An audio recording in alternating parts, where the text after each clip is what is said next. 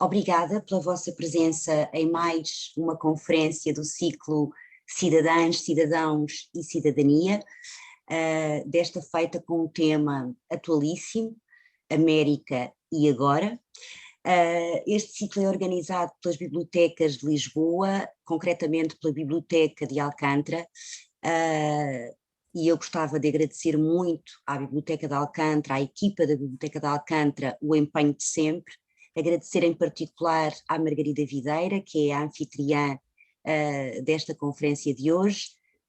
Agradecer o apoio da Junta de Freguesia de Alcântara, que nos disponibiliza esta plataforma, e evidentemente agradecer muito ao professor Dr. Rui Tavares o ter aceito este convite para estar aqui hoje, e ao coordenador, ao moderador deste ciclo de conferências, o Dr. Carlos Ventura, a quem também passaria desde já a palavra para darmos início a esta conferência de hoje. Obrigada. Obrigado, Ana. Tu és a coordenadora desta biblioteca, que está atrás de ti. Estamos a ver a sua parte virada a nascente, e esperamos todos que em breve nós possamos estar fisicamente dentro desse belíssimo edifício que tão bem foi recuperado e que tem condições ótimas para fazermos esta tertúlia lá e muitas outras coisas que já estiveram programadas, tiveram que ficar à espera de melhores dias, mas os melhores dias já estão a começar a existir e, portanto, vamos ver o que é que acontece muito em breve. O professor doutor Rui Tavares não é está preciso hoje professor connosco. Não precisam disso. Portanto, Rui Tavares é autor e coordenador de vários livros, é doutor em História e investigador associado do Centro de Estudos Internacionais do ISCTE, foi investigador visitante na New York University e professor visitante da Brown University, e conhece os Estados Unidos vivencialmente. Ele viveu por dentro as últimas duas candidaturas democratas americanas, e viveu por dentro as campanhas, interessa-se pela América, pela problemática americana, e por isso eu lhe lancei este desafio, América e agora. Eu resumi muito brevemente esta grande questão, ou estas grandes questões, com estas linhas. A White House e os Estados Unidos da América foram, nos últimos 4 anos, o epicentro de um abalo sísmico com ondas que abalaram o mundo. Os alicerces das instituições e do Estado de Direito americanos foram seriamente ameaçados, tendo, apesar de tudo, resistido. Mas que fendas abriram os edifícios? Quais os que ameaçam ruínas? Quais Joe Biden poderá reparar? Dentro de 4 anos, que perigos voltarão a emergir? Estas são questões que eu pus há meia dúzia de meses, quando esta tertúlia, esta e as outras foram delineadas, mas eu vou pôr outras 3 questões mais que foram surgindo depois, e que o nosso convidado provavelmente já terá integrado no seu plano de intervenção, mas que eu lhe lanço aqui ainda mais.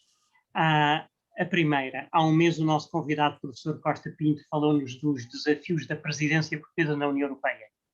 Nessa continuação, desafio-te, Rui Tavares, a comentar os passos que estão a ser dados pela administração Biden ao encontro da Europa e do mundo, relativamente à luta contra as alterações climáticas, regressando ao Acordo de Clima de Paris e, ao fim e ao cabo, recuando no isolacionismo de Trump. O segundo desafio é, estive a estudar nos Estados Unidos de 1983 a 1986 e achei que o aspecto mais chocante para o europeu que observa de longe ou de perto os Estados Unidos é o bizarro e inquietante espetáculo de hordas civis armadas, mostrando que o Estado é incapaz de ter monopólio da violência. O seu inimigo interior, armado com milhões de armas, nega que, num Estado de Direito, a única violência legítima, quando legitimada, é a do Estado. A do Estado democrático, obviamente. Uma população armada, os Estados Unidos da América têm mais armas por habitante que qualquer outro país do mundo, mostra que não confia nas instituições democráticas. E o terceiro, os Estados Unidos serem o país mais rico do mundo esconde a realidade de ser um dos países mais desiguais do mundo, com acumulações de riquezas como nunca antes existiram na história, a par de uma imensa massa de pobres. As duas Américas, não há só duas, mas vamos pôr em cena as duas mais evidentes, alternam a presidência.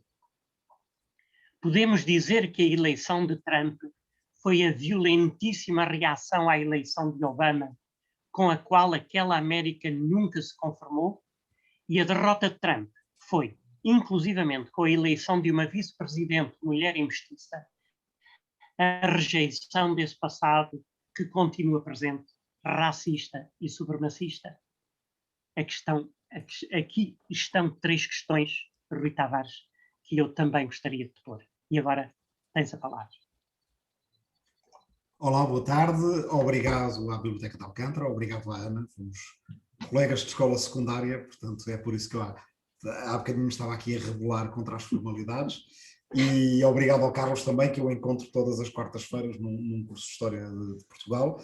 Vejo aqui várias caras conhecidas, espero que me estejam a ouvir bem. Não sei se o som está a chegar aí em boas condições, vou mudar aqui, se calhar, aqui a orientação do microfone. Sim, ok. Mas assim para que se ouça melhor. E confessar-vos que fiz aqui um plano cujo objetivo é trocarmos um bocadinho as voltas para fazer entremear de longa duração, ou seja, de uma visão de história americana e europeia, esta curta duração. Portanto, esta conferência é motivada pelas eleições nos Estados Unidos de 2020. Na verdade, nós estamos mais ou menos na época em que costumavam tomar posse os presidentes dos Estados Unidos, na terceira semana de março e não na terceira semana de janeiro, até creio que a Segunda Guerra Mundial era assim.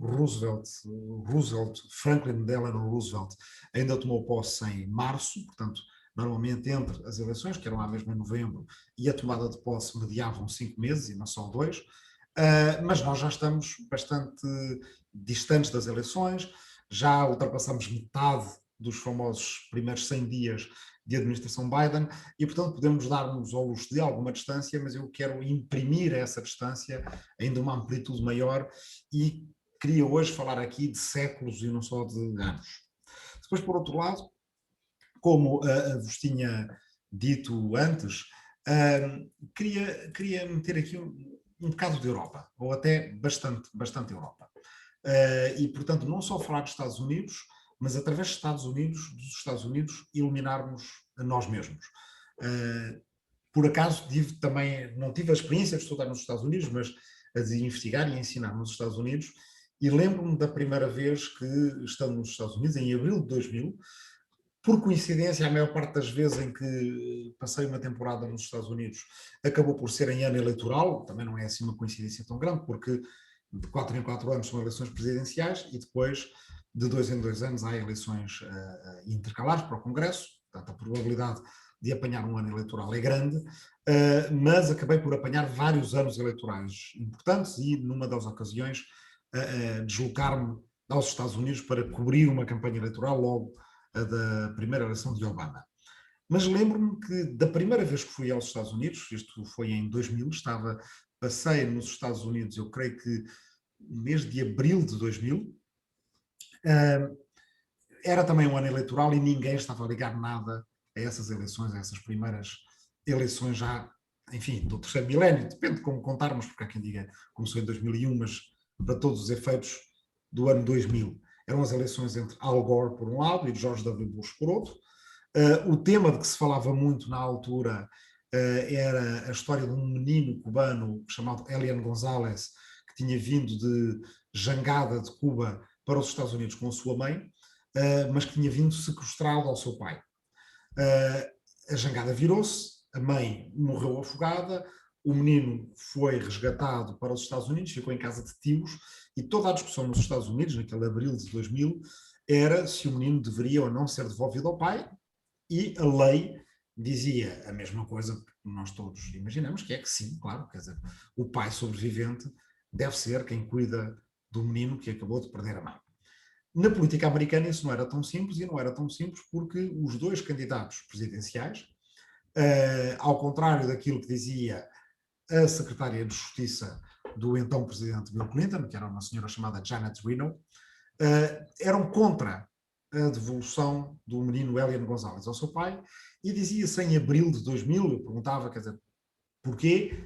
Bem, é porque os votos na Flórida são muito divididos e vai ser importante a maneira como votam os cubanos da Flórida, e portanto nem o Al Gore nem o George W. Bush se podem dar ao luxo de afrontar qualquer segmento eleitoral da Flórida. Longe de sabermos nós que em novembro desse ano as eleições se iriam decidir na Flórida, e se calhar não ficaram decididas, elas decidiram-se, na verdade, foi no Supremo Tribunal, por 500 votos, e de facto todos os votos contaram, todos os votos fizeram a diferença, e claro que o posicionamento dos dois candidatos em relação ao caso do menino Elian González era já um reflexo da maneira como eles olhavam naquele país de centenas de milhões de habitantes para algumas centenas de votos na Flórida que poderiam decidir tudo. Lembro-me também de um dia, numa biblioteca, e as bibliotecas, não só porque estamos a fazer um debate numa biblioteca, mas também por outras razões, vão aparecer várias vezes naquilo que tenho para vos dizer, numa biblioteca, na Biblioteca Pública de Nova Iorque, da Quinta Avenida, Rua 42, acho eu, pela primeira vez ter uma sensação esquisita. Eu estava em frente a uma pessoa, uma jovem, mais ou menos da minha idade, eu tinha então 27 anos, e todos os dias nós ocupávamos o mesmo lugar na biblioteca e acabávamos por estar a trabalhar um em frente ao outro. Eu olhava para aquela jovem e dizia, isto é uma ideia um bocadinho esquisita, mas ela parece europeia. Não havia nada, quer dizer, ela tanto poderia ser europeia como americana, e nós não andamos com propriamente nada na testa a dizer eu sou europeu ou tu és americano.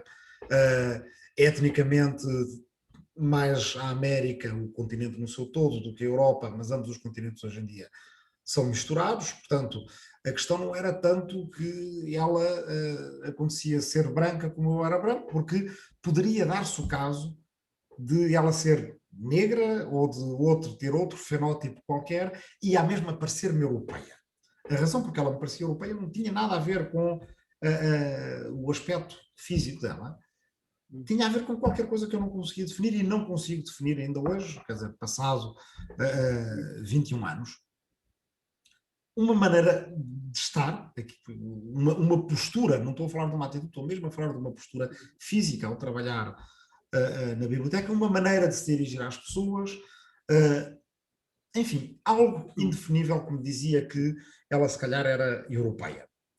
Passado uns dias, lá ganhei coragem para fazer aquela pergunta um bocado esquisita, quer dizer, em vez de simplesmente, sei lá, podia convidar a rapariga, que ficou minha amiga, embora já não a veja há muitos anos, para tomar café, E perguntei-lhe, olha, esta pergunta vai-te soar esquisita, mas tu és europeia?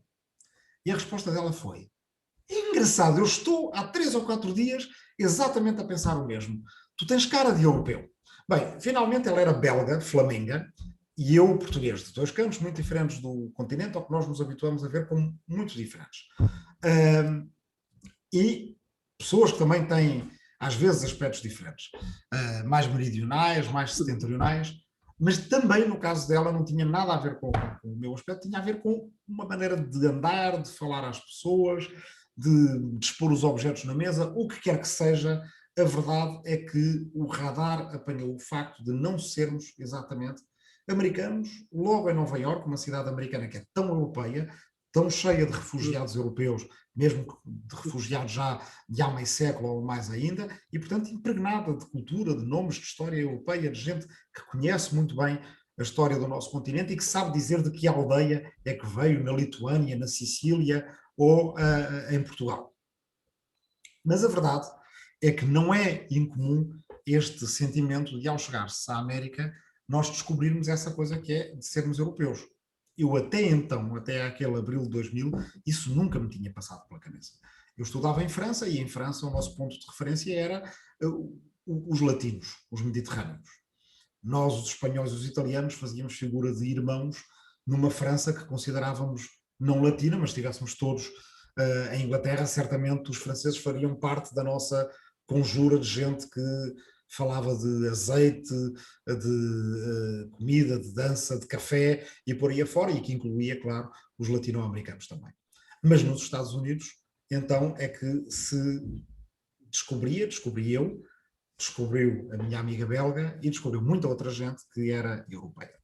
Este título, Descobri que era europeia, é o título de um livro da Natália Correia, um livro do final dos anos 40, escrito quando ela era muito jovem, 23, 24 anos, foi reeditado recentemente e que conta a experiência dela ao ir aos Estados Unidos da América pela primeira vez. Logo, a Natália Correia, uma açoriana de São Miguel, portanto, de um arquipélago cheio de vivências e de histórias cruzadas com as dos Estados Unidos da América, a meio do caminho entre a Europa e a América. Foi depois de vir para o continente, num dos seus vários casamentos e relações amorosas de uma vida muito preenchida e muito rica, que ela conheceu um meteorologista de uma companhia de aviação que existia então, a TWA, casou com ele, acho que em Marrocos, se não me engano, e depois foi para a Nova Inglaterra, para a costa do Massachusetts, para conhecer a família do seu marido. O casamento durou muito pouco, aliás, durou apenas a lua de mel. Ela, no final dessa viagem pelos Estados Unidos, bateu à porta do consulado português em Nova Iorque e pediu repatriamento. Essa história não se encontra no livro Descobri que era europeia, que é um livro de prosa, de uma época em que a Natália Correia era principalmente poeta e conhecida como poeta, mas um livro de prosa absolutamente magnífico, vale a pena revisitá-lo, porque é de uma precisão e de uma segurança incomum numa escritora que era então tão jovem e que tem esse achado. Ela, açoriana, portuguesa, de uma época em que Portugal não sonhava ainda entrar em comunidades económicas europeias nem em uniões europeias, numa época em que a maior parte de Portugal estava, segundo os mapas que estavam nas escolas todas, em África e até não na Europa, ela chega à América e descobre que era europeia. Mas não foi só ela que, chegando à América, descobriu que era europeia. E se calhar começo por vos contar uma história de alguém chamado William Penn, fundador de um estado americano, o estado da Pennsylvania. E esse William Penn era de uma minoria religiosa inglesa, chamados os Quakers. Vocês têm aí nos supermercados, em todo o lado, vende-se aquelas caixas de cereais que se chamam precisamente cereais Quaker, e são porque os Quakers são muito, além de uma minoria religiosa, são uma minoria bastante industriosa e além, há uma plétora de marcas associadas aos Quaker, não necessariamente com esse nome.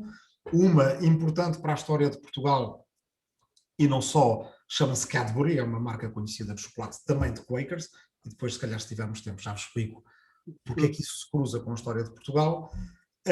Os Quakers eram uma minoria religiosa pacifista, no meio de um século XVII feito de guerras de religião entre europeus, acima de tudo a Guerra dos 30 Anos, entre 1618 e 1648. Eram, nós diríamos hoje, anarquistas, no sentido em que os Quakers não têm hierarquia religiosa, não há padres, não há bispos, não há cardeais.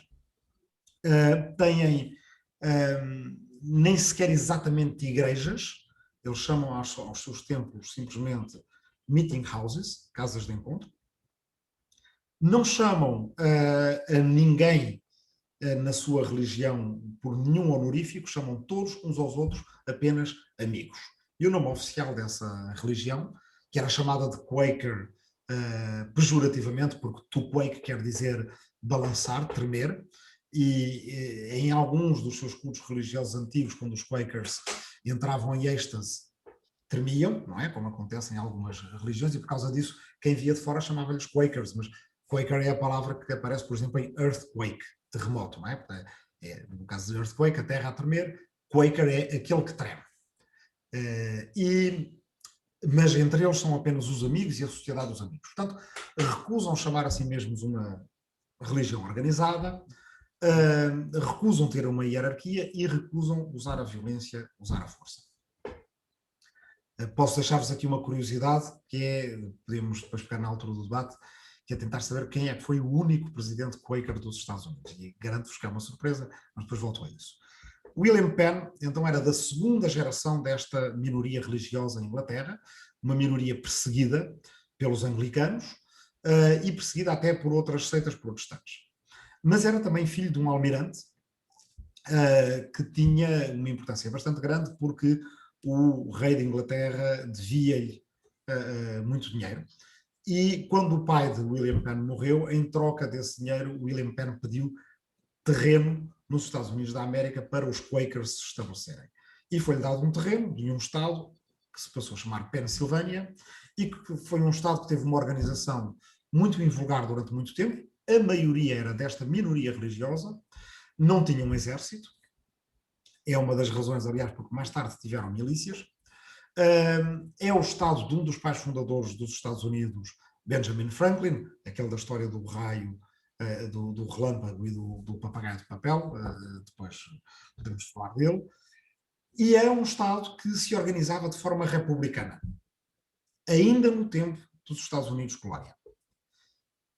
O William Penn, depois de fundar o Estado, na altura da colónia da Pensilvânia, voltou à Europa em 1690, convencido de uma coisa que era a mesma coisa de que a Natália Correia se convenceu, e a mesma coisa de que eu tive uma intuição em abril de 2000, que é: eu afinal sou europeu. E escreve um panfleto, que não é um panfleto escrito nem enquanto Quaker, nem enquanto protestante, nem enquanto cristão sequer, é um panfleto que se chama do estabelecimento de um parlamento na Europa, de um parlamento europeu, de um parlamento ou dieta europeia, dieta é a palavra germânica para parlamento, como forma de garantir a paz no continente. É um dos inúmeros exemplos que nós encontramos ao longo da história de como a história da América e daquela parte da América que chamamos Estados Unidos e a história do continente europeu se encontram indissoluvelmente ligadas, porque elas existem um pouco, de certa forma, em espelho. Cada uma delas fornece referências à outra, seja por imitação, seja por oposição, e isso até hoje. E se calhar um dos exemplos mais concretos é entender que afinal foi um inglês, ao estar na América, que pela primeira vez imaginou que pudesse nascer uma União Europeia. Em 1693, o que é muito antes de qualquer cronologia que em geral seja dada para a história da União Europeia. Toda a gente acha que a história do projeto europeu é uma história do pós-guerra, a Comunidade Europeia do Carvão e do Aço e por aí adiante. Na verdade, a história de uma ideia de Europa, de uma ideia de União Europeia, é muito mais antiga do que a Segunda Guerra Mundial, mas faz-se em grande medida através de comparações e de viagens e de intercâmbios entre estes dois continentes, o Velho Mundo e o Novo Mundo. Ele, nesse panfleto, nessa proposta, ele descreve como é que deveria funcionar esse Parlamento, quantos deputados é que deveria ter cada país, no caso de Portugal, 3, a Espanha teria 8, e por aí afora, o que a gente chama hoje a Alemanha, mas na altura era um conjunto infindo de Estados dentro do Sacro Império Romano-Germânico, teria 12, mas duas coisas extraordinariamente visionárias para aquela época. Esse Parlamento poderia incluir a Rússia, aquele não chama Rússia, na altura chama a Moscóvia, ou o Rus da Moscóvia, e poderia também incluir, de forma ainda mais interessante, os turcos. Porque ele diz, é verdade que os turcos são muçulmanos, mas também são humanos e, portanto, partilham da razão humana, e se os turcos entrarem nessa União Europeia, a verdade é que ficam asseguradas as fronteiras sul e este do continente europeu para a paz. Os objetivos dessa União Europeia são o estabelecimento da paz, a livre circulação, o livre comércio e, basicamente, o poderem resolver os diferendos entre Estados europeus de forma pacífica, naquilo que um bocadinho mais, umas 4 décadas depois, um grande admirador de William Penn, chamado Voltaire, diria da Europa como sendo uma grande república partilhada por diversos Estados, embora desses Estados a grande maioria não fossem repúblicas. E, na verdade, tudo isto é uma introdução para pegarmos num primeiro tema, que é um tema de atualidade. Eu não sei se de atualidade ainda hoje para os Estados Unidos. Não sei se vocês têm de vez em quando encontrado, quando se informam sobre o que vai acontecer nos Estados Unidos da América, esta frase que tem pululado aqui e acolá pipocado no debate norte-americano, em que se diz os Estados Unidos são uma república, não uma democracia. É uma frase relativamente comum, principalmente agora usada por republicanos, para justificar a maneira como o Senado deve funcionar, para justificar também a ideia de milícias, a ideia de que os Estados Unidos foram fundados para serem uma república e não uma democracia. E, portanto, é uma ideia que ainda hoje tem peso e que, aliás, é fundamental da maneira como é a questão fundamental para podermos responder à pergunta que nos é feita por este debate. Para onde vai a América? No fundo, a grande questão aqui a decidir é se a América é uma república tal como dela tem entendimento, principalmente os políticos do Partido Republicano, ou se a América deve ser uma democracia tal como dela tem entendimento os políticos do Partido Democrático. Quer dizer, eles têm inúmeras diferenças, mas esta é a mãe de todas as diferenças, embora seja uma diferença discreta. E para entendermos o que é que essa grande diferença quer dizer, lá está, temos que navegar na história. Como viram com William Penn e como viram com Voltaire, a ideia de uma república era ainda no século XVII, início do século XVIII, uma coisa muito diferente daquilo que nós queremos dizer. Hoje, uma república é, como uma terminologia original romana, apenas o domínio da coisa pública, a predominância da coisa pública, e não passava pela cabeça ao William Penn nem ao Voltaire que uma república pudesse ser um regime em extensão territorial, ou numa grande extensão territorial. Eles conheciam repúblicas, havia pequenas repúblicas no continente europeu, repúblicas do tamanho de cidades, repúblicas um pouco maiores do que isso, a República de Veneza, outras repúblicas assim, mas havia uma ideia de que era impossível fazer repúblicas grandes, extensas. E o livro mais importante do início do século XVIII, aquele que todos os pais fundadores dos Estados Unidos tinham nas suas bibliotecas, a ponto de nós sabermos hoje, porque eles deixaram ou catálogos das suas bibliotecas ou nos testamentos que depois de morrerem legaram os seus patrimónios, estão lá os títulos dos livros. Nós hoje sabemos quais é que são os 2 livros mais lidos pelos pais fundadores dos Estados Unidos da América. O primeiro é fácil, porque é a Bíblia, mas o segundo livro, que se encontra em praticamente, ou mesmo todas as bibliotecas dos pais fundadores dos Estados Unidos, é O Espírito das Leis, de Montesquieu. É o livro que eles todos leram, e é o livro que os influenciou a todos, quando, alguns na sua maturidade, ou já até na sua velhice, como no caso do Benjamin Franklin, outros na sua juventude, como o Alexander Hamilton, era o livro que eles todos conheciam. Só que o livro de Montesquieu, O Espírito das Leis, dizia-lhes que aquilo que eles estavam a fazer, quando declararam a independência dos Estados Unidos e começaram a construir a sua União, era impossível. Montesquieu é bastante taxativo em relação a isso, que as repúblicas são regimes adaptados a apenas parcas extensões territoriais, uma cidade, pouco mais do que isso.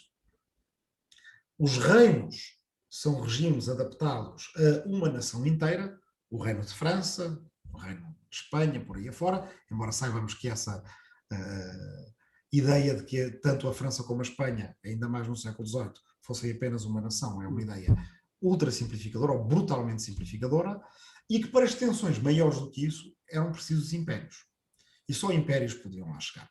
E por isso a República Romana se tinha transformado de república a império com Júlio César, e toda aquela gente completamente embebida no estudo dos clássicos e nas comparações com Roma sabia isso. Portanto, fazer aquilo que os Estados Unidos são hoje era considerado, no final do século XVIII, impossível. E mesmo assim, eles tentaram fazê-lo, portanto, sabiam perfeitamente, tinham a noção completa de que aquilo que estavam a fazer não era uma repetição da tradição, que era uma inovação, que era uma experiência, que poderia falhar. Quase falhou numa primeira fase, com a primeira Constituição dos Estados Unidos, uma Constituição que se chama os Artigos da Confederação e que durou poucos anos, e depois tiveram que fazer uma nova Constituição, que até hoje dura, e que basicamente é uma Constituição federal e que foi defendida por aqueles a que se chamam federalistas nos Estados Unidos, e que basicamente tentou, de várias maneiras, evitar ao máximo possível que, depois da independência, os Estados Unidos se pudessem tornar numa coisa igual àquilo que era o Reino Unido. Tentaram evitar que, por exemplo, alguém como o general George Washington se convertesse num tirano ou num monarca, e para isso contaram com a ajuda dele, porque ele era vigorosamente republicano. Tentaram evitar o estabelecimento de dinastias políticas. Muitas vezes me pergunto como é que eles olhariam para os Estados Unidos de hoje, pensando nos Bush, nos Obama, nos Trump, nos Kennedy e por aí afora, mas eram ferrenhamente contra qualquer tipo de dinastia familiar nos Estados Unidos, e obrigaram, essa é aliás das poucas obrigações que todos os Estados dos Estados Unidos têm, é que todos têm de ser uma república. Ao contrário da União Europeia, que nós podemos ter reinos e repúblicas dentro da União Europeia, nos Estados Unidos só pode haver uma república como Estado federado. Fora disso, não se pode ser Estado federado dos Estados Unidos da América. Mas ser uma república e não uma democracia também quer dizer que, para os pais fundadores dos Estados Unidos, o outro medo era o medo contrário ao da monarquia. Eles não queriam voltar atrás, não queriam voltar a ser uma monarquia depois de serem separados do Reino Unido, mas, por outro lado, perfeitamente conscientes do estudo dos clássicos e das suas leituras de Aristóteles e de Cícero, achavam que democracia era uma coisa terrível. A democracia em que estavam a pensar era aquela que tinham lido nos livros dos gregos antigos, ou seja, uma democracia direta, não uma democracia representativa.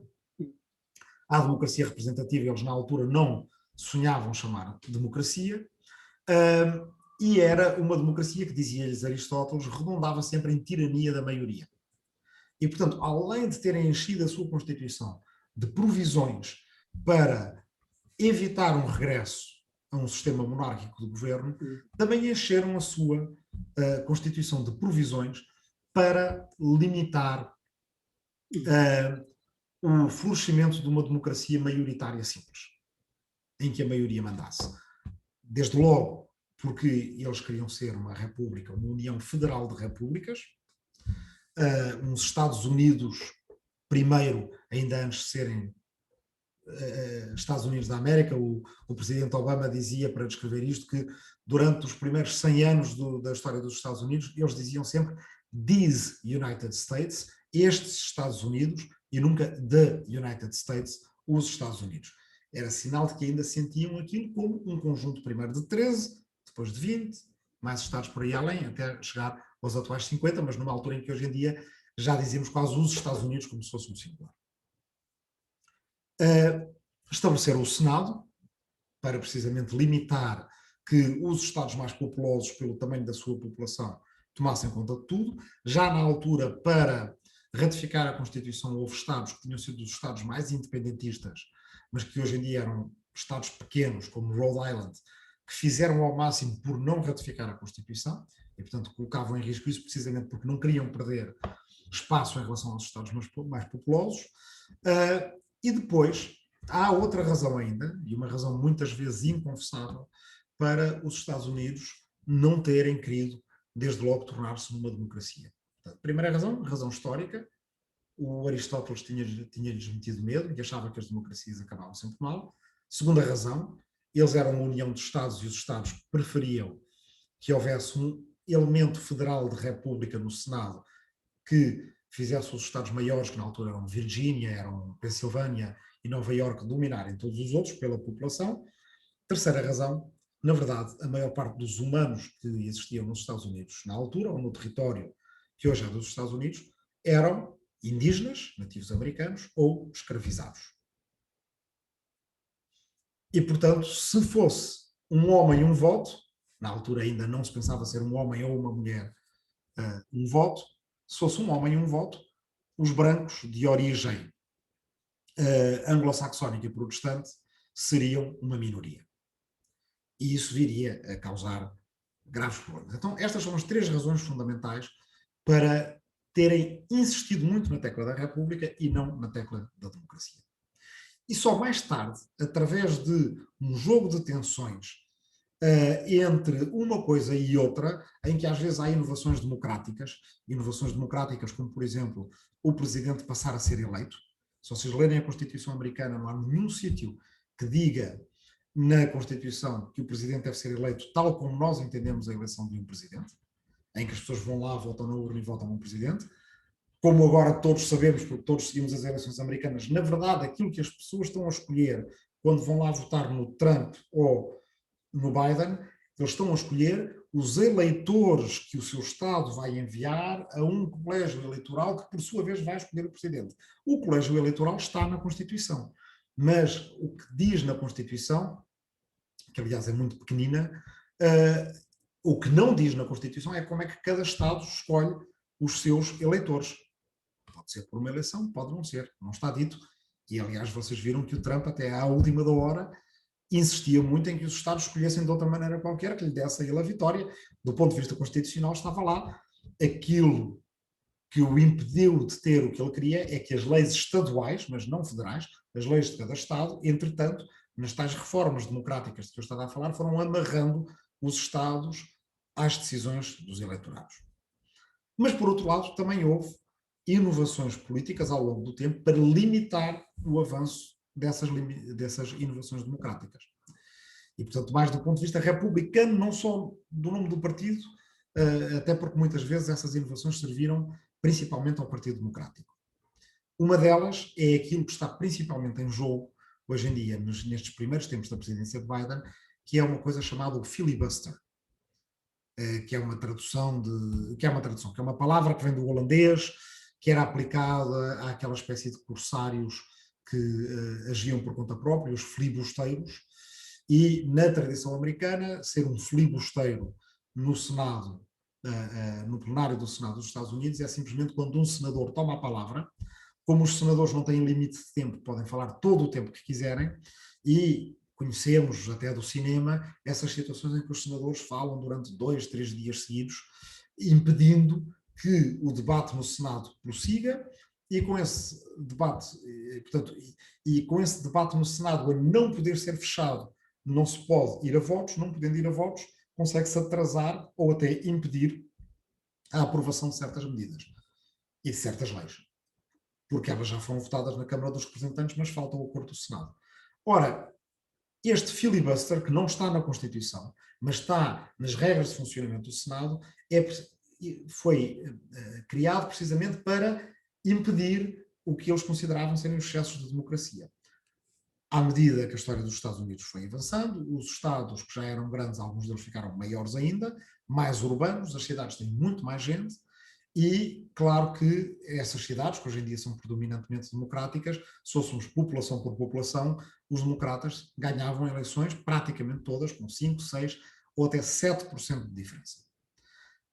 É graças ao colégio eleitoral, graças ao Senado e graças a esta instituição dos filibusteiros no Senado, que republicanos conseguem limitar o poderio eleitoral demográfico dos democratas. Mas chega a um ponto em que alguma coisa vai ter que ceder. Neste momento, o presidente Biden conseguiu fazer passar um grande pacote de recuperação económica contra o Covid-19 no Senado dos Estados Unidos. Mas conseguiu fazê-lo passar porque há uma regra relativamente arcana no funcionamento do Senado que diz para o orçamento, e apenas para o orçamento, vale uma maioria simples. Ora, os democratas têm 50 senadores, os republicanos têm 50 senadores, desse ponto de vista estão empatados, mas o voto de desempate no Senado pertence sempre neste caso, à vice-presidente Kamala Harris. Portanto, para todos os efeitos, do ponto de vista europeu, nós olharíamos, os democratas têm uma boa maioria na Câmara dos Representantes, têm 51 votos em 101 no Senado, ou melhor, têm o voto de desempate no Senado. Para nós, nem se consegue perceber porque é que a política americana está bloqueada. Naturalmente, tem maioria nas duas câmaras, deveriam poder aprovar leis.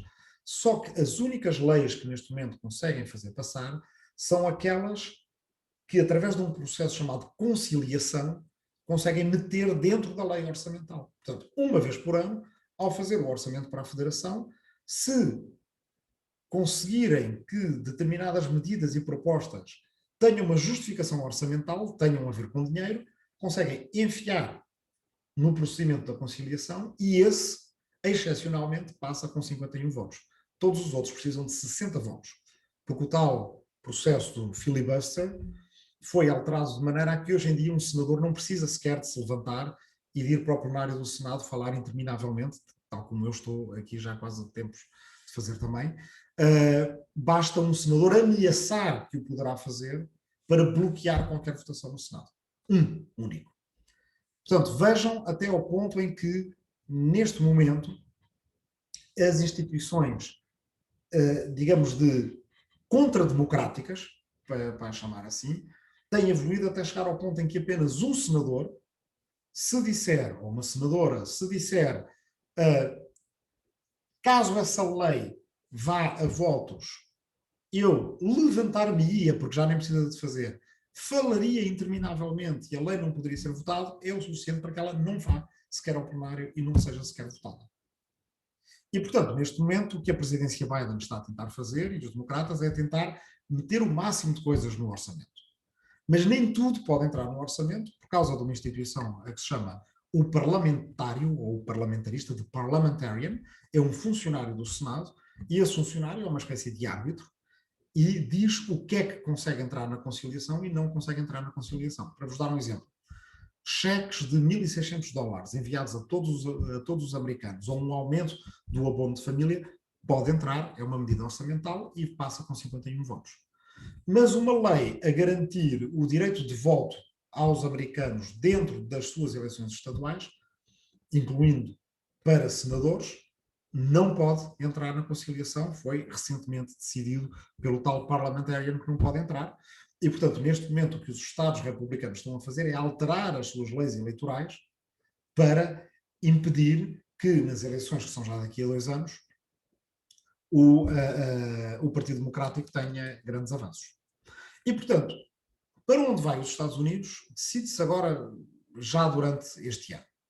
Se por um lado o presidente Biden conseguir através das suas medidas de apoio à economia uma tal popularidade que obriga os republicanos a ceder, as coisas podem continuar como são até agora, porque ele terá alguma segurança de chegar às eleições em 2022 e essas eleições não serem uma derrota para o seu partido, como costumam ser. E ainda para mais quando os Estados republicanos estão a alterar a forma de votação para impedir, por exemplo, de formas absolutamente chocantes, à sensibilidade de qualquer pessoa minimamente democrática, e não necessariamente do Partido Democrata, por exemplo, impedir que as pessoas que estão nas filas para votar, e as filas em estados como a Geórgia são sempre muito mais longas em bairros e em cidades negras do que em bairros e cidades brancas, neste momento tornar-se-á ilegal sequer dar uma garrafa de água a alguém que esteja há horas à espera numa fila para votar. É este o tipo de leis que está a passar em estados como a Geórgia. É este tipo de leis que só podem ser mudadas a nível federal se houver 60 votos no Senado para quebrar com o tal filibuster, e são essas leis que não conseguem ser alteradas através do procedimento da conciliação, ou seja, para essas, de direitos, liberdades, de todas as questões fundamentais como o exercício de voto, o presidente Biden está de pés e mãos atados, tudo o que é orçamental não está. E, portanto, estamos neste jogo. Meter mais dinheiro na economia para ganhar popularidade para que os republicanos recuem, ou então alterar a regra no Senado e, dando uma espécie de golpe regimental no Senado, acabar com este filibuster e passar a aprovar as leis no Senado por uma maioria simples, o que evidentemente porá os republicanos em pé de guerra e será atacado como sendo uma medida que é contra as minorias. E é de facto contra as minorias. Agora, nós temos uma coisa curiosa. A minoria política, que é o Partido Republicano, utiliza esse instrumento, o filibuster, para defender os seus direitos enquanto minoria política, ao mesmo tempo que impede minorias sociais ou étnico-raciais de sequer exercerem o seu voto em estados como a Geórgia. Por outro lado, o Partido Democrático tem interesse em que os Estados Unidos se dirijam mais no sentido da democracia e não apenas uma república, porque tem a maioria dos votos consigo e pode até esperar virar os votos em determinados estados republicanos. Bem, deixa-me terminar. Eu prometi que voltava a bibliotecas e prometi que, de certa forma, voltava à Europa. Tudo isto é muito importante para nós porque os Estados Unidos, como república ou como democracia, como entidade política, deram na presidência anterior de Donald Trump sinais de uma fragilidade enorme. Para todos aqueles que diziam que as instituições aguentaram bastante mal. Podemos discutir isso na nossa fase de debate para não me alongar muito, mas houve extraordinárias mudanças no FBI, no Departamento de Estado, no Departamento de Segurança Interna e por aí afora. Bem, e houve, no fim, uma tentativa de golpe de Estado que nem sequer valeu um impeachment do presidente, quando houve, ou melhor, valeu um impeachment, mas não uma remoção, quando, basicamente, se o impeachment na Constituição americana não foi inventado precisamente para combater aquele tipo de comportamentos, uma pessoa pergunta-se para que é que ele serve então. E, portanto, a democracia americana ser salvável ou não é um elemento importante para a Europa, porque, no fundo, a experiência americana e a experiência europeia, como eu ilustrei com exemplos desde o William Penn, andam a par, inspiram-se uma na outra e comparam-se bastante, embora, no fundo, tenham desafios diferentes no seu futuro. A experiência americana tem como desafio construir uma democracia multiétnica ou multirracial. E, portanto, uma democracia que una todas as suas comunidades, de um país que é internamente muito diverso, mas que não está completamente consolidado do ponto de vista democrático, porque não existe ainda, acreditem ou não, um direito federal a votar, não está na Constituição, não há um direito constitucional a votar. O exercício do voto é muitíssimo condicionado pelo bairro de onde se vem, a cidade de onde se vem, a comunidade étnico-racial a que se pertence, etc, etc. E, portanto, para construir uma união mais perfeita, como diz a Constituição americana, é preciso aceitar e ganhar o desafio de construir uma democracia multirracial. E na Europa? Na Europa, nós não costumamos olhar para o desafio à frente da União Europeia como sendo um eminentemente democrático. Em geral, as pessoas pensam mais na eficácia da União Europeia, nas divisões sociais, nas desigualdades entre o Norte e o Sul da União Europeia, mas provavelmente aí é que nos deveríamos mesmo inspirar nos Estados Unidos e ter um desafio à escala daquilo que é a nossa União Europeia. Esse desafio seria, tal como o da democracia americana, é ser mais plenamente uma democracia para toda a composição étnica dos Estados Unidos. Na Europa, o desafio seria o de construir uma democracia transnacional. Provavelmente a primeira democracia transnacional do mundo, uma democracia que não seja uma democracia limitada apenas às fronteiras do Estado-nação, mas uma democracia que se expanda para todo um continente e em que cidadãos de Estados diferentes possam votar num determinado programa, votar numa determinada Comissão Europeia ou qualquer outro executivo que a União Europeia tenha, para além de poder votar nos seus deputados no Parlamento Europeu, o tal que foi proposto pelo William Penn depois de ter visitado os Estados Unidos da América. Ultrapassando esse desafio, a União Europeia conseguirá falar a uma voz perante os Bidens, mas também os Putins, os Xi Jinpings e as outras potências globais. Não conseguindo ser uma democracia transnacional ou multinacional, a União Europeia continuará sempre a ser, em termos geopolíticos, limitada. Isso também tem a ver com símbolos. E porque estamos numa biblioteca, ainda que virtualmente, vale a pena notar que uma das primeiras decisões do Congresso dos Estados Unidos da América, a seguir a terem votado a sua Constituição, foi criar uma biblioteca. Essa biblioteca era uma biblioteca, a Biblioteca do Congresso, uma biblioteca muito pequenina, foi-se enriquecendo com algumas doações e depois ainda por cima ardeu no século XIX. Mas depois, quando foi reconstruída, ela tornou-se uma biblioteca que é um pouco um símbolo da própria Federação Norte-Americana. Tal como há na grande Federação Norte-Americana a tradição de cada presidente poder deixar uma biblioteca com o seu nome aos Estados Unidos. E, portanto, normalmente na sua terra de nascença ou na cidade onde viveram, o presidente Obama está agora a construir a sua grande biblioteca na cidade de Chicago, e aliás o diretor da sua fundação é um português também, chamado David Simas, filho de um açoriano e de uma alentejana. E a União Europeia, se vocês repararem bem, não tem nada de equivalente. É nesse sentido que recentemente, com outras pessoas, fiz uma proposta de que a União Europeia crie uma biblioteca em cada Estado-membro, que seja um local de encontro, que seja um local, uma biblioteca do século XXI, com muita tecnologia, com facilidade de trabalho em rede e de teletrabalho, como hoje queremos, mas onde muitas vezes não temos condições em casa, onde haja uma espécie de depósito legal europeu que permita ter livros em várias línguas distribuídos por todas as bibliotecas e também um apoio à tradução de livros europeus, e propusemos que essa biblioteca, no caso português, tenha o nome do recém-falecido professor Eduardo Lourenço. Já há uma biblioteca municipal na Guarda com o nome dele, mas que houvesse uma biblioteca europeia Eduardo Lourenço em Portugal. Porquê? Porque a maneira de construir a Europa passa também, como os americanos se sentem muito bem na hora de construir a América, não só por símbolos, mas também por espaços cívicos, como são as bibliotecas acima de tudo, mudando ao longo dos tempos, não são sempre a mesma coisa, mas têm sempre a mesma função na polis, na cidade, que é a função de um encontro de ideias, de um encontro de vontades e de lugar de partilha. E com isso termino. Muito obrigado. Ora bem, nós, este grupo, nós europeus,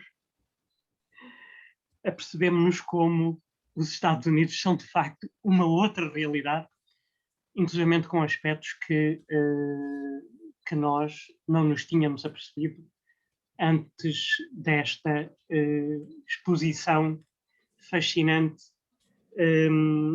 que acabámos de ouvir. Nós temos alguém que quer pôr uma questão. Se houver outros tertulianos que queiram pôr alguma questão, seja por escrito, seja oralmente, é difícil ver a mãozinha porque não temos a visão total dos presentes. Mas é melhor então escreverem no bate-papo ou a pergunta ou que querem pô-la oralmente. Então, António Capinha, queres dizer-nos o que queres perguntar? Tens de ligar o microfone. António?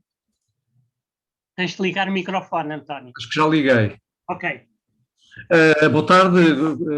Cumprimento o professor Rui Tavares, cumprimento todos os participantes no painel, cumprimento o Carlos Ventura e a Biblioteca de Alcântara por esta magnífica iniciativa.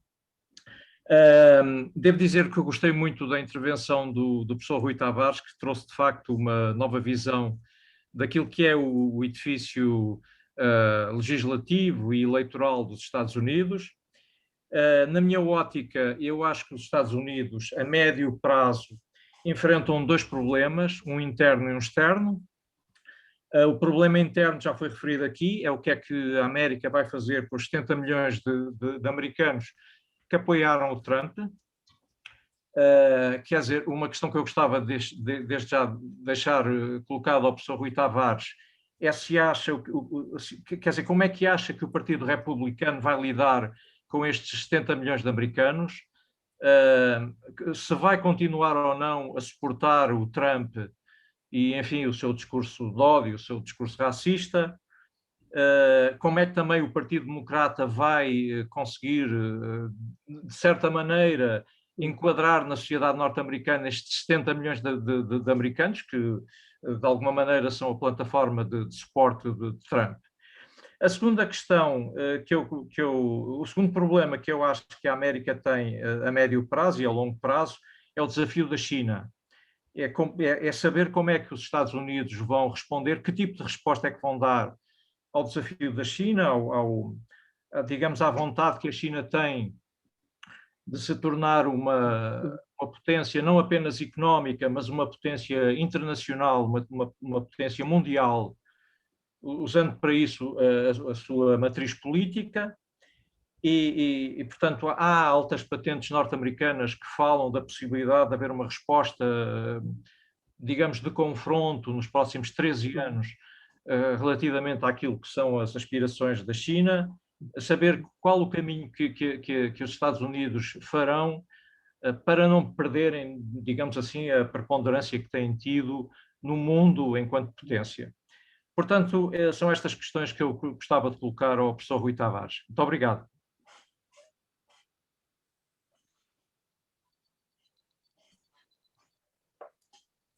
Respondo já, Carlos?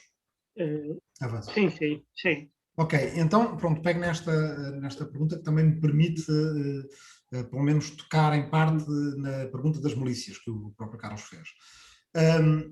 Há uma parte daquilo que se passa com Trump sempre existiu na política americana e há uma parte que é nova. Aquilo que sempre existiu é o que um historiador americano e ensaísta político chamado Richard Hofstadter, depois eu escrevi o nome no bate-papo, chamava o estilo paranoico na política americana. Uma política, talvez por causa das suas fraturas culturais, étnicas, raciais, por causa da sua história terrível, como a Guerra Civil, em grande medida por causa da escravatura, teve sempre um enorme fundo de teorias da conspiração, aquilo que ele na altura chamava estilo paranoico, não havia o estilo paranoide, aliás, é o título, não havia essa expressão de teoria da conspiração que nós temos hoje. A questão, portanto, e isso sempre foi um elemento que foi sendo gerido com algum desconforto, quer dizer, há presidentes que foram assassinados, há estados dos Estados Unidos onde o movimento das milícias é muito forte, sustentando-se na ideia que está no artigo, na segunda emenda da Constituição Americana, de que o direito de porte de armas é inviolável para uma milícia bem regulada. Portanto, a ideia era, na altura ainda não havia um exército continental, ou o exército continental deveria suplementar-se com uma milícia estadual bem regulada.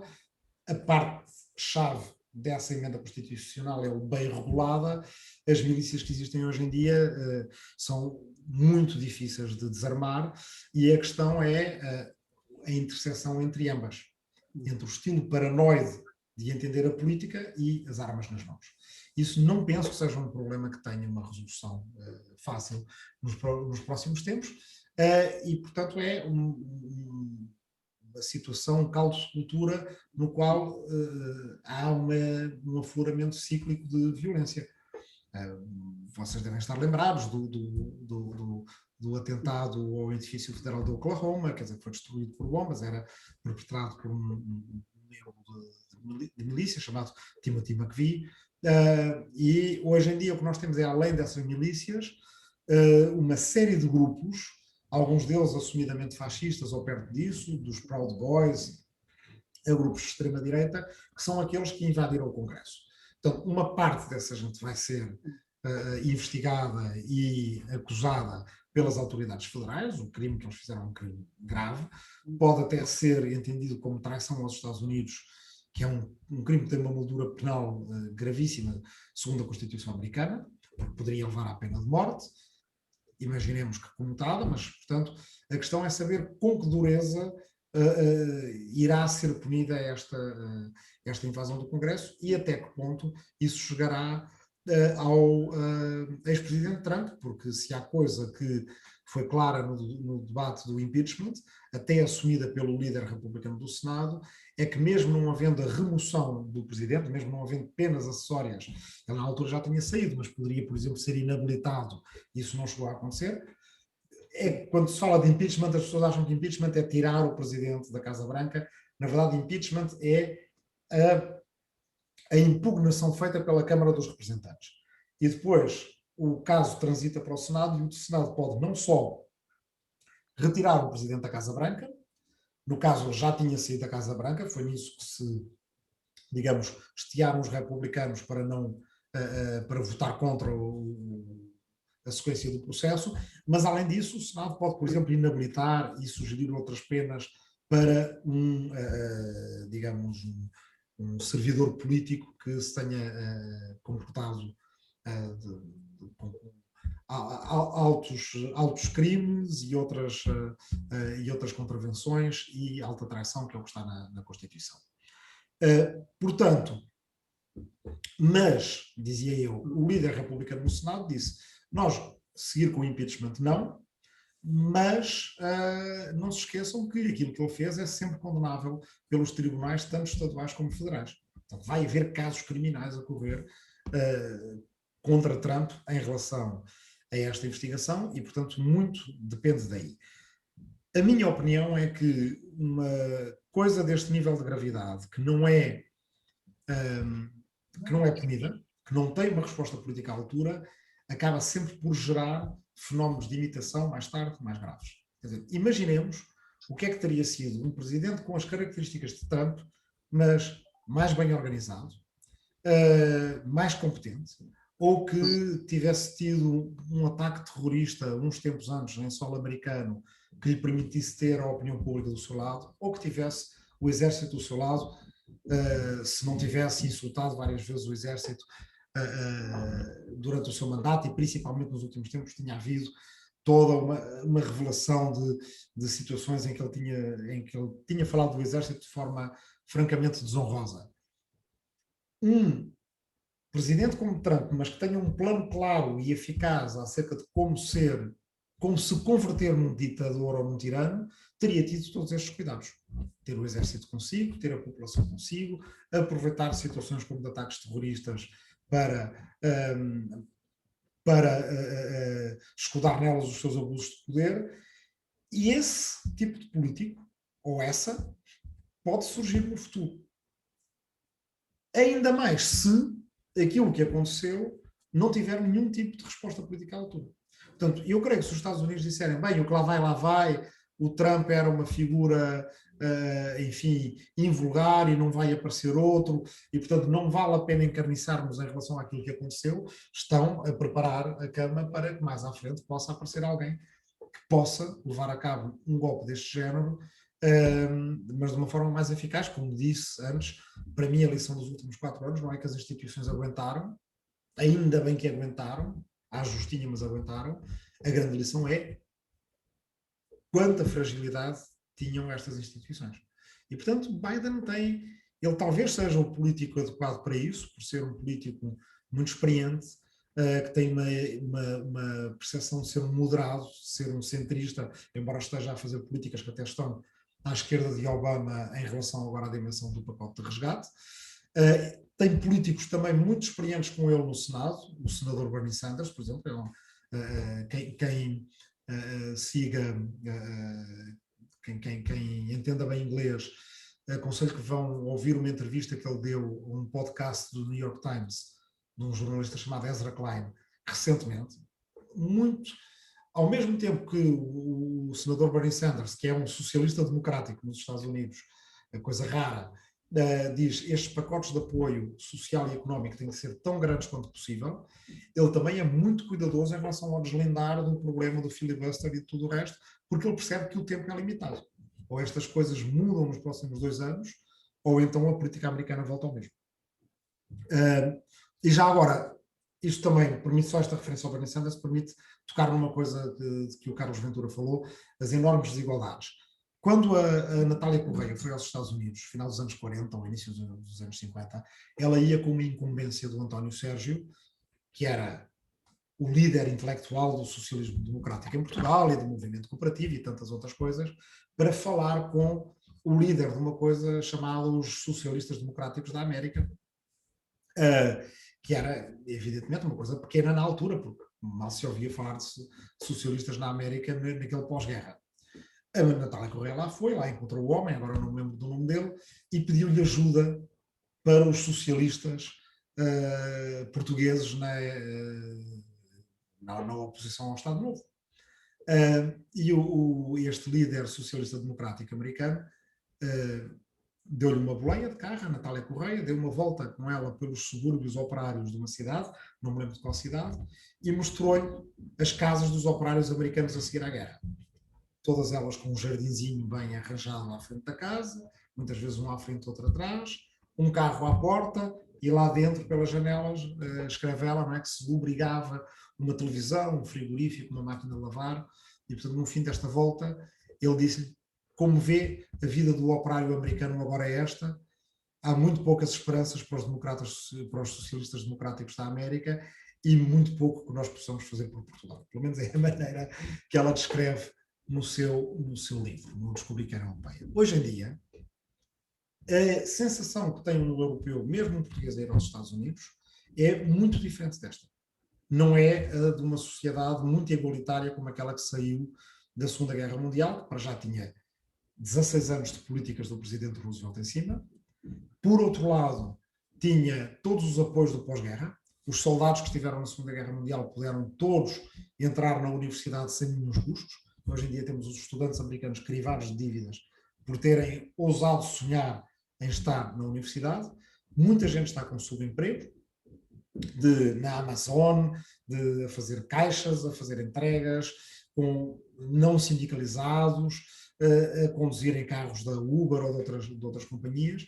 E, portanto, se hoje a Natália Correia fosse aos Estados Unidos e desse uma volta de carro pelos Estados Unidos com o senador Bernie Sanders, ele diria, como está a ver todos estes jovens que aqui estão, precários, endividados, sem perspectivas de futuro, explicam porque é que hoje em dia os socialistas democráticos da América, a mesma organização, que agora basicamente é uma força de pressão dentro do Partido Democrático, ganham eleições, escolhem candidatos e candidatas, em muitas cidades têm elegido congressistas tão importantes como Alexandria Ocasio-Cortez, em Nova Iorque, e portanto hoje em dia, mais desiguais, os Estados Unidos têm uma nova geração que está à esquerda de qualquer outra geração desde o fim da guerra nos Estados Unidos, e isso também, já agora, para responder uma das perguntas do Carlos.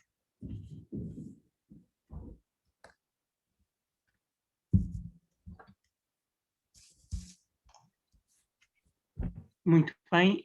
Zé Lousa, podes falar.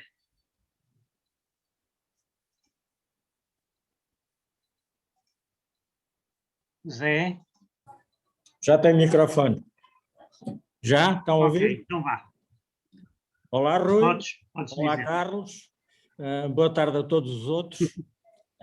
Olá, Zé. Viva, estás bom? Não só é conhecido como é conterrâneo. É do Cartaz, eu sou da Azambuja, portanto. Vá lá, conheceste-me, não foi mal. Não, por causa da barba, ainda não me tinhas visto de barba. Bom, eu vou virar um pedaço isto. Peço desculpa, mas eu vou-me referir esta discussão, ao fim e ao cabo, é sobre a América, bem entendido, mas há também o agora. E é o agora que me preocupa. É as minhas preocupações. E vou-me apoiar em duas pequenas ideias a priori. A primeira, eu considero que os Estados Unidos, enquanto gendarme do mundo, está em decadência.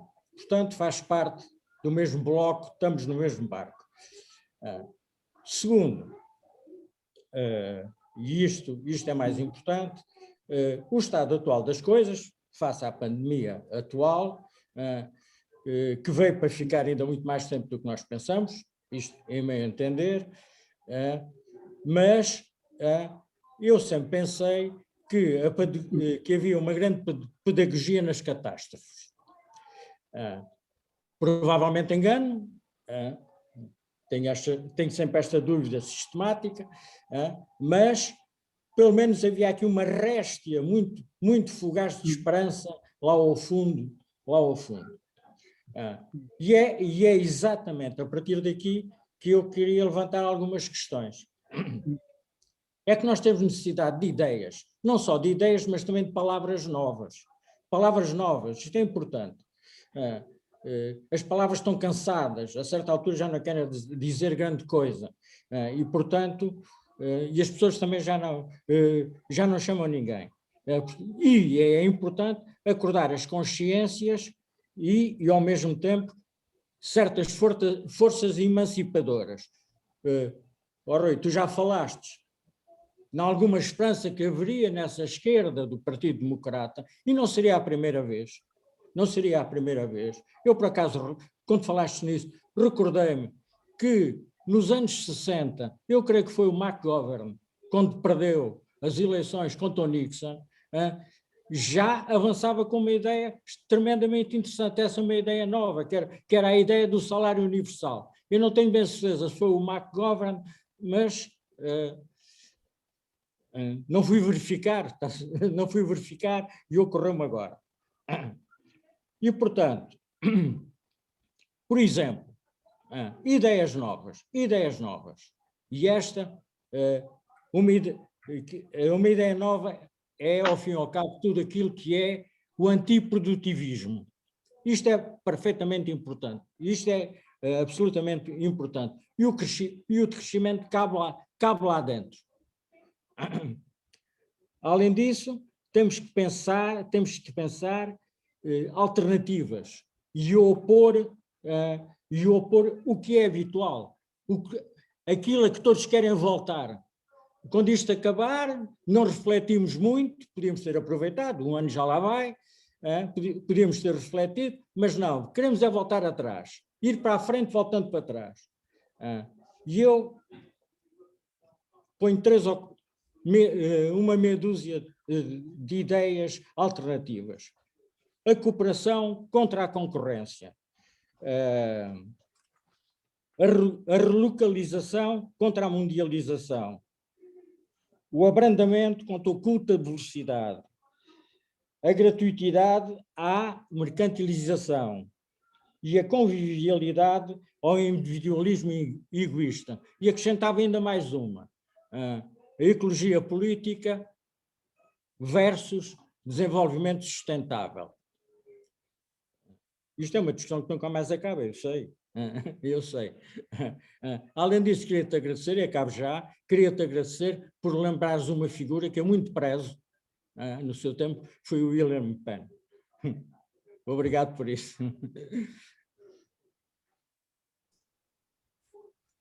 Obrigado. Eu é uma pergunta com cujos pressupostos eu concordo inteiramente ou quase inteiramente.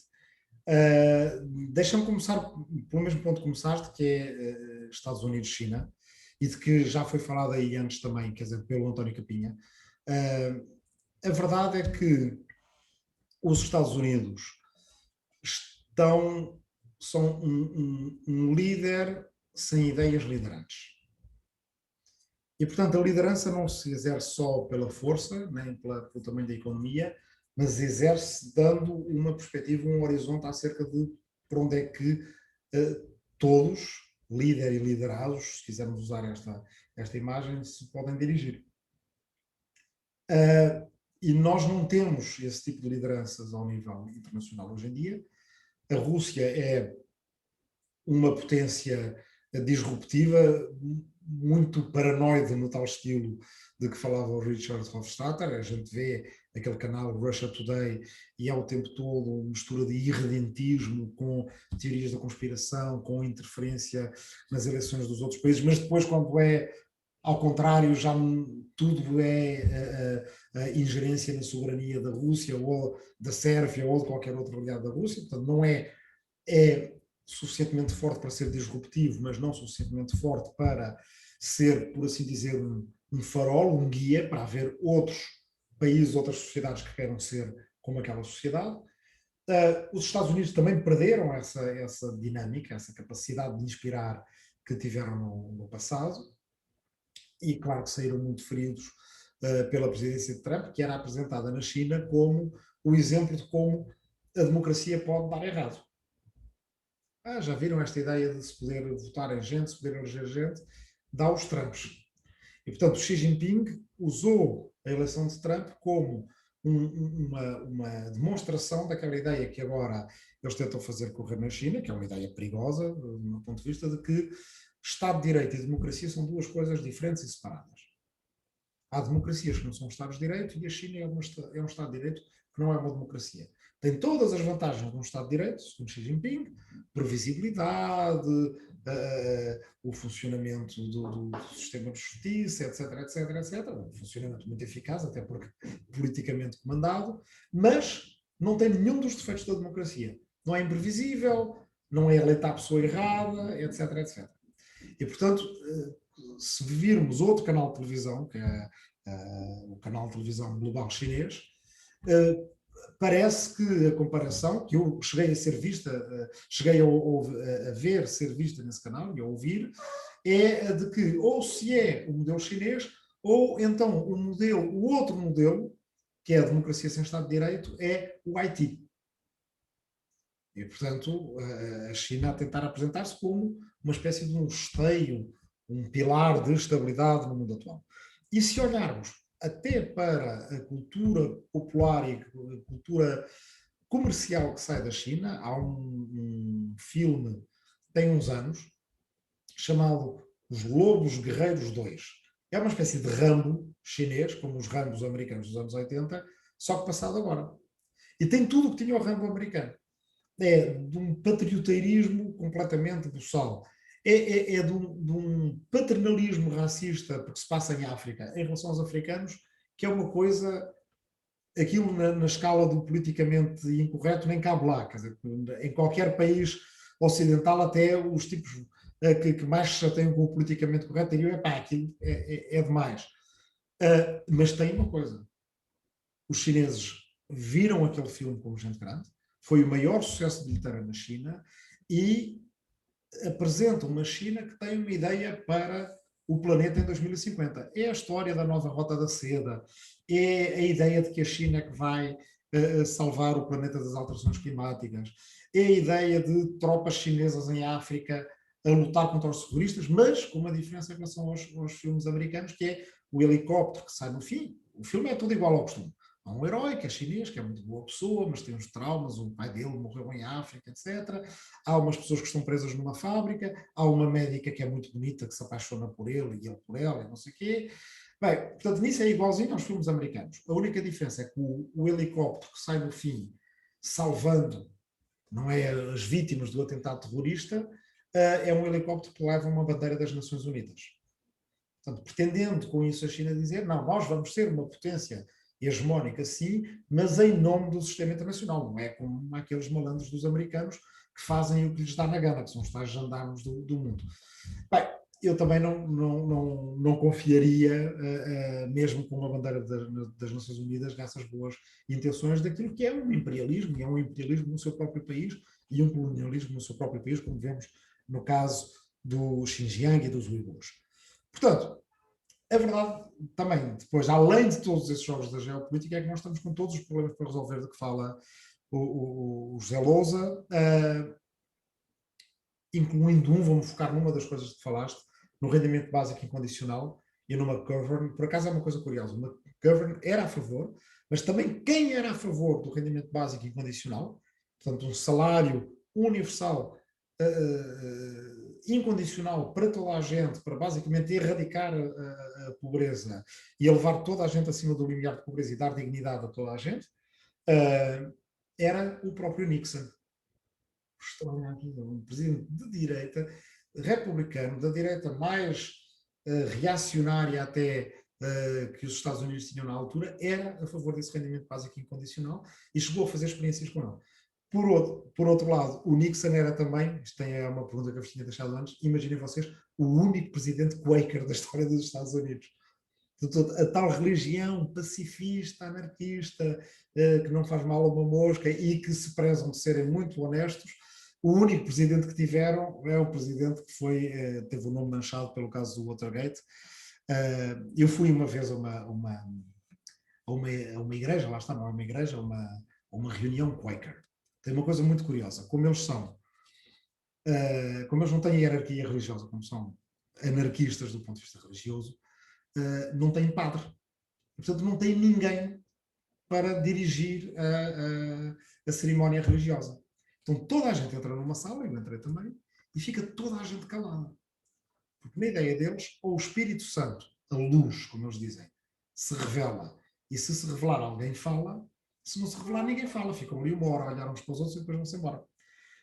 E naquela vez que eu fui lá, numa hora falaram 3 pessoas, 2 minutos cada uma, e o resto foi silêncio. Extraordinariamente espiritual, mas silêncio o tempo todo. E o que eles dizem do Nixon, quando uma pessoa lhes pergunta do Nixon, o Nixon não tinha a luz. Era Quaker, mas não tinha a luz. Bem, à parte disso, na questão do rendimento básico incondicional, deve-se notar que os Estados Unidos falam disso agora outra vez. O principal candidato democrático à Câmara de Nova Iorque é um tipo chamado Andrew Yang, que foi candidato nas primárias e era o candidato do RBI, do Rendimento Básico Incondicional. É um debate que se vai fazer outra vez. A Europa parece que está sempre atrasada nestes debates. É que os Estados Unidos, o pêndulo vai muito para o outro lado, mas depois quando volta vem muito para o lado de cá também. Não é? E, portanto, há agora um debate, por exemplo, acerca de rendimento básico incondicional. As pessoas estão a receber cheques federais americanos para a recuperação da economia, diretos. As pessoas assim sentem que a federação serve para qualquer coisa, porque os cheques vêm do tio Sam, não é? E na Europa não temos nada disso. Quando a Europa aposta num pacote de recuperação, vai através de um esquema complicadíssimo e depois os governos é que determinam aquilo, as pessoas ficam em certos países com a sensação que o dinheiro vai sempre para os do costume, acaba por nunca aterrar na caixa de correio de alguém que diga, então afinal é para isto que eu serve. Da maneira como uma vizinha da minha rua, no Alto São João, no bairro Lopes, onde eu morava, uma senhora velhinha, que tinha sido imigrante nos Estados Unidos, não dizia quase uma palavra de inglês, mas sabia as palavras Social Security, porque ela recebia o cheque da Segurança Social americana. E era um cheque federal. E, portanto, não me admira nada que os Estados Unidos avancem muito na questão do rendimento básico incondicional, não me admira nada que avancem muitíssimo na questão do comboio de alta velocidade, porque o atual secretário dos Transportes norte-americano, que também foi candidato, que é o Pete Buttigieg, tem um nome difícil de dizer, é um nome maltese, ele é da ascendência maltesa, aposta nos comboios de alta velocidade, aposta até numa coisa ainda para lá dos comboios de alta velocidade que se chama o Hyperloop, uma espécie de super tubos magnéticos que podem atingir velocidades de terem cápsulas e atingir velocidades até 1000 km por hora e unirem cidades americanas, portanto, basicamente acabando com algumas linhas aéreas poluentes. Aquilo que duvido é que nos Estados Unidos o debate do decrescimento faça alguma espécie de caminho, porque a cultura americana não é uma cultura de crescimento, mas pode avançar o debate da eficiência energética, da eletrificação geral, e isso lá está, são um tipo de coisas que se pode pôr no orçamento, podem passar pelo tal instrumento da conciliação, e portanto basta 51 votos. E pronto, essa é uma resposta. Eu já agora aproveito, vejo uma pergunta do Rui Antunes, e assim para avançar mais rapidamente, que tem a ver precisamente com isto. No fundo, o Rui Antunes preocupa-se com o contrário. Então, e como é que é? Diz ele, sendo chocante a possibilidade de um bloqueio sistemático de conteúdos programáticos eleitos, saúde, imigração, controle de armas, o perigo de os validar por maioríssimos parece evidente e assustador se pensarmos num regresso de Trump, entre outros, por aparecer. Isto é um receio justificado. Ou seja, ainda há pouco tempo eram os republicanos que tinham 51 votos no Senado e até chegaram a ter uma maioria na Câmara dos Deputados. Não há a mínima dúvida de que, se isso acontecesse, na Câmara dos Representantes, se isso acontecesse, passariam leis mais extremas à direita do que aquelas que os democratas agora querem passar à esquerda. A questão é que eu não sei quanto tempo é que os Estados Unidos podem continuar a ser bloqueados e às vezes governados por uma minoria de Estados e de população.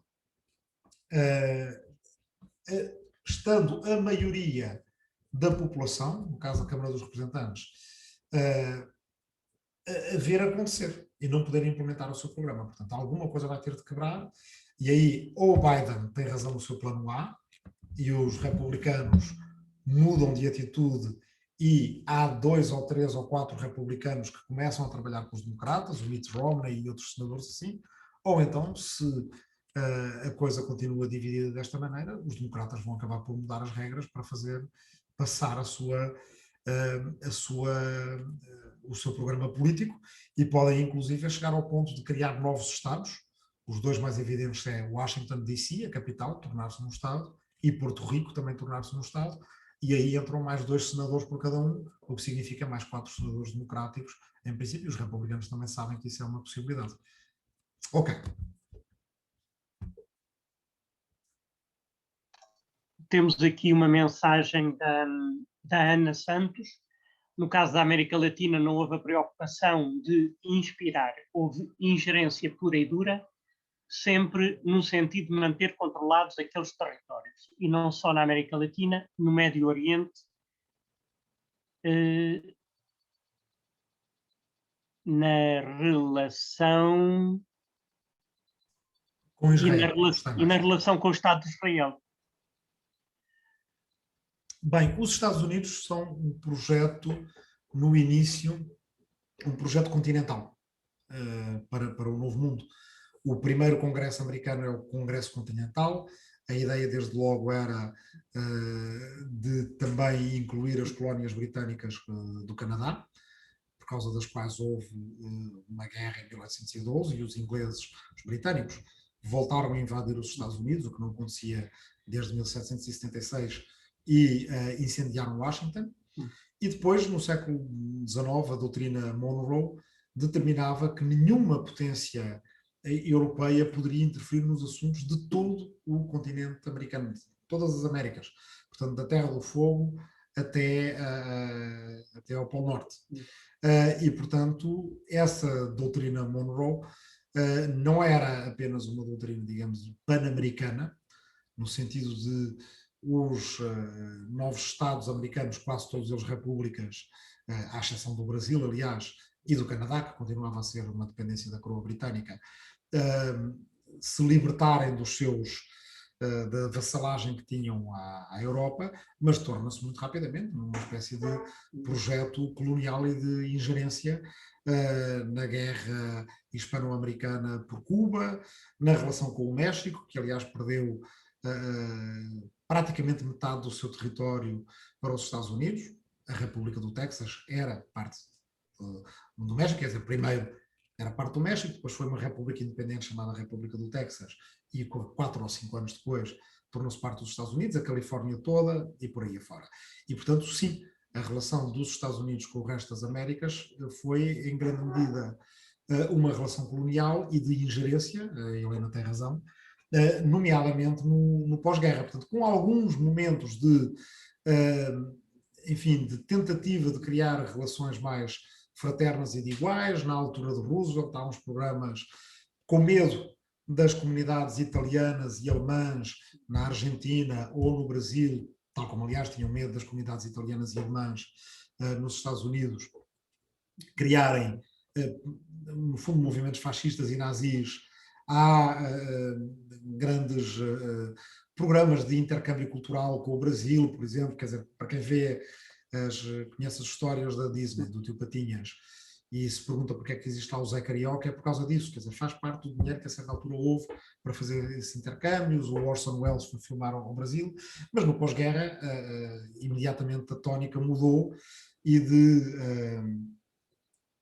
de amizade e alguma igualdade entre os Estados americanos, na Organização dos Estados Americanos, na primeira Convenção de Direitos Humanos, ainda anterior à da Europa e anterior à Declaração Universal de Direitos Humanos, que é a Convenção de São José da Costa Rica, passamos por uma fase de, basicamente, pânico anticomunista e golpes de Estado, dando pretexto para golpes de Estado em todo o lado, do Brasil ao Chile, e hoje em dia completamente provados.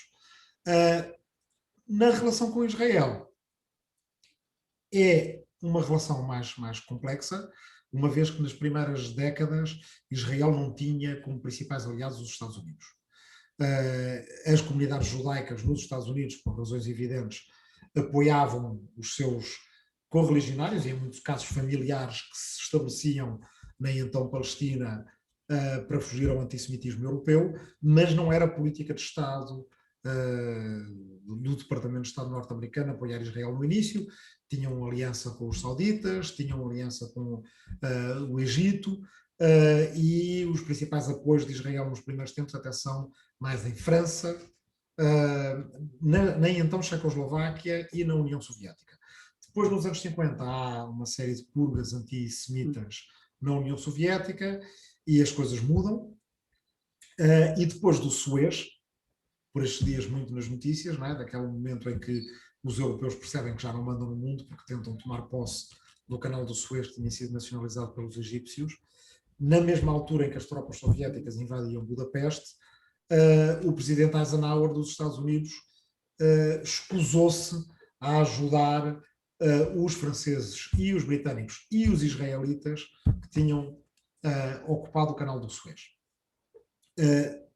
Provavelmente por achar que não poderia estar a criticar a invasão soviética da Hungria e depois a apoiar uma invasão anglo-franco-israelita do Egito. E, portanto, os ingleses e os franceses deram com os bolinhos na água. Quem ficou muito contente com isso foi o então eurocrata Jean Monnet, não é? Um dos pais fundadores do projeto europeu. Eu explico essa história na Crónica de hoje no Público. Aproveitou para fazer logo um tratado da Euratom, da Agência Atómica Europeia. Foi assinado no mesmo dia do Tratado de Roma, e até entre amigos escreviam uns aos outros, os federalistas europeus, e diziam que um dia se devia fazer uma grande estátua ao Nasser, não é, ao líder egípcio, porque ele é que era um grande federalista europeu, porque ao provar que os países europeus sozinhos não podiam nada, tinha dado uma grande demonstração de como era importante a independência energética da Europa e a unidade europeia.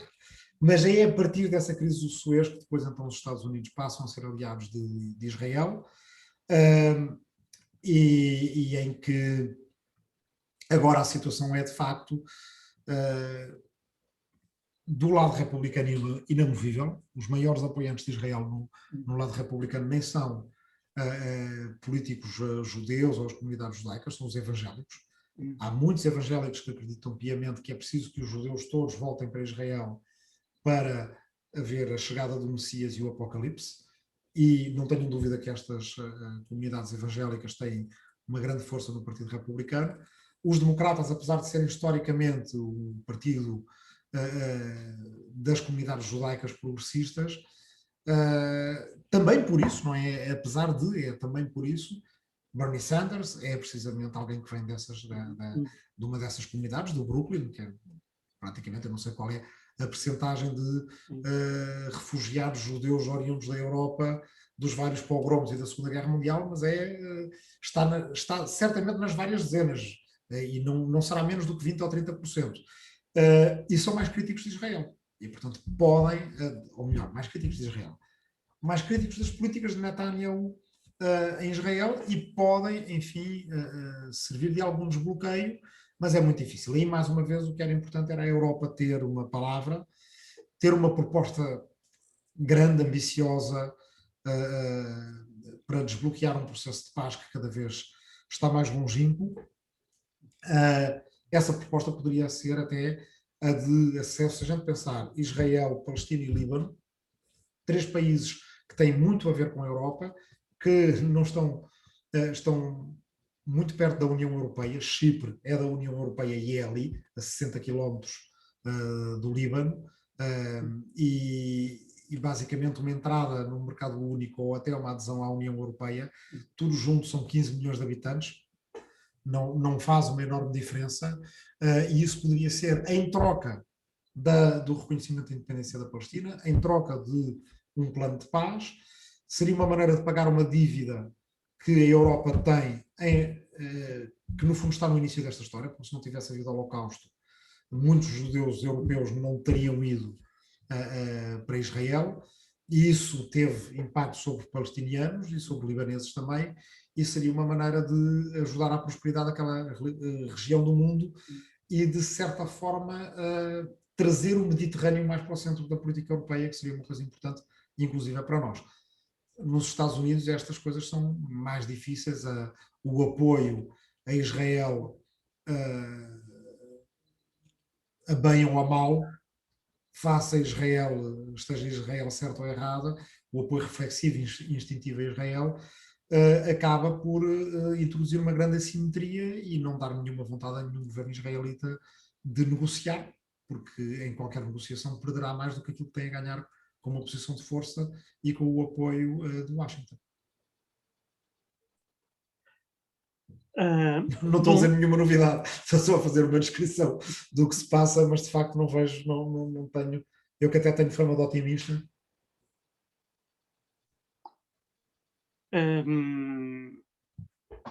Bom, não há mais questões. Eu agradeço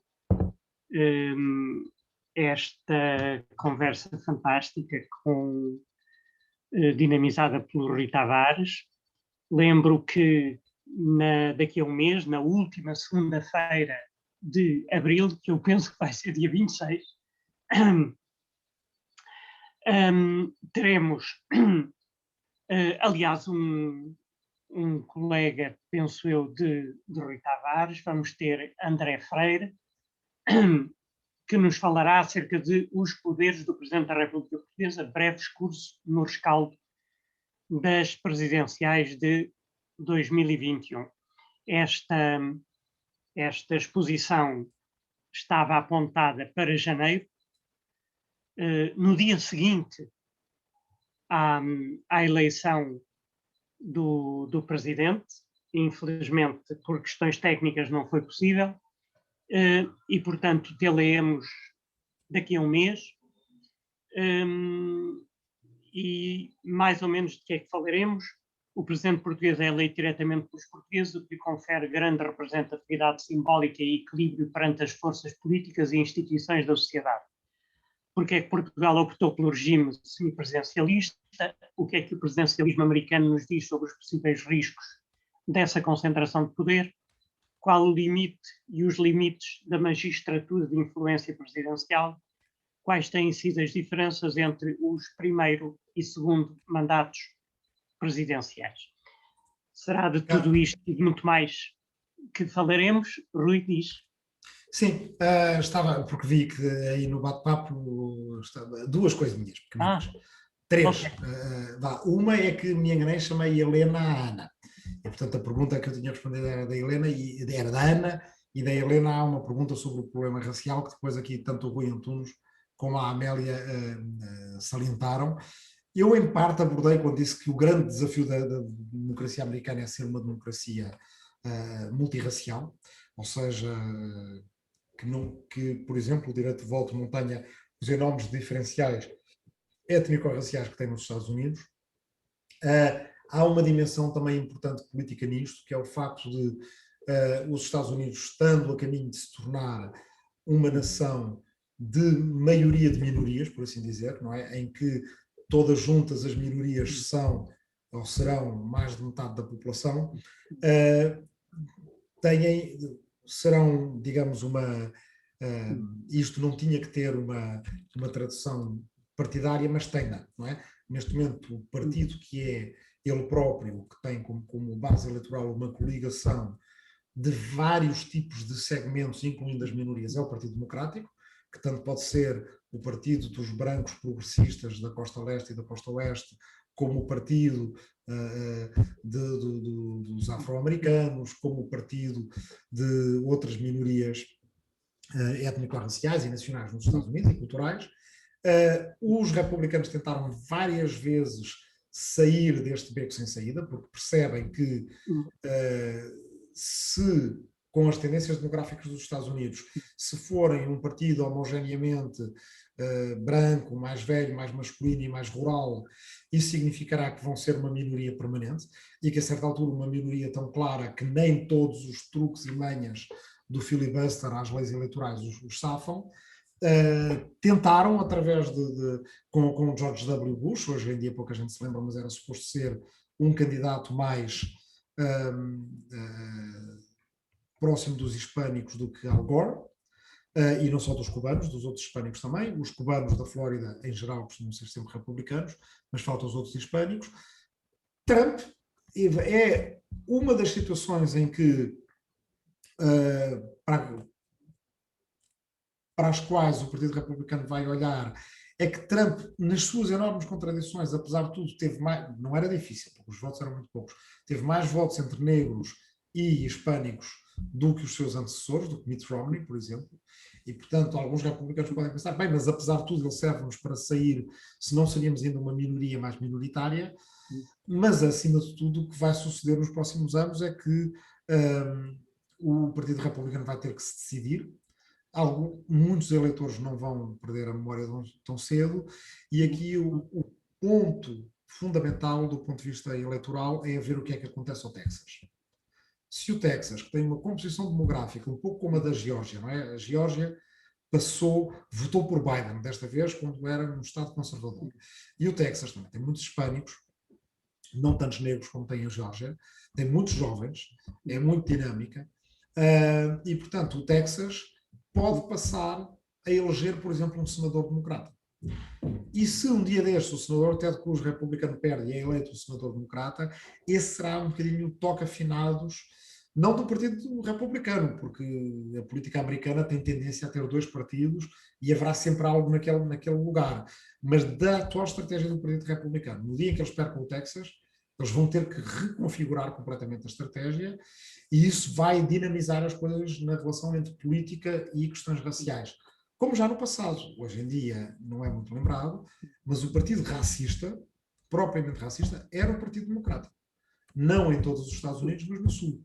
O partido que bloqueou durante muito tempo a aprovação de leis de direitos civis era o Partido Democrático, porque tinha muita força no Sul, e tinha muita força no Sul por uma boa razão, que era o New Deal do Roosevelt. E, portanto, tinha muita força naqueles estados rurais e mais pobres, mas que eram também estados em que havia leis segregacionistas. E, portanto, o tal filibuster de que a gente falou era principalmente usado por uma parte do Partido Democrático contra o resto do Partido Democrático e contra os republicanos, que tinham sido o partido de Lincoln, tinham sido o partido anti-escravatura no século XIX, e, portanto, esses democratas do Sul, os dixicratas, como eles chamavam, democratas racistas do Sul, utilizavam o filibuster precisamente para impedir qualquer tipo de legislação que fosse uma legislação de direitos cívicos que permitisse aos negros votarem mais facilmente, menos segregação na habitação, nas escolas, etc. Esse legado todo ainda está com os Estados Unidos, mas o que é interessante é que a polaridade dos partidos pode inverter-se. Os republicanos eram o partido anti-escravatura e os democratas eram mais ambíguos em relação à escravatura. Os democratas foram o partido que defendeu a segregação no Sul, e depois com Nixon, precisamente, quando os democratas finalmente, a partir do presidente Johnson, passaram leis de direitos civis, os racistas do Sul perderam qualquer tipo de confiança nos democratas, passaram a votar republicano, o Nixon aproveitou-se disso e a polaridade mudou. Se os republicanos perdem o Texas, de certa forma isto vai ter que reconfigurar tudo outra vez. Pronto, assim, mais rapidamente, para dar também resposta a essa pergunta, é o que eu teria a dizer nos próximos tempos. Ok. Bom, penso que não havendo mais questões, resta-nos agradecer ao palestrante, ao nosso convidado, Rui Tavares, e despedimos-nos com amizade até daqui a um mês, como dizia o outro. Obrigado e boa noite. Ok, boa noite.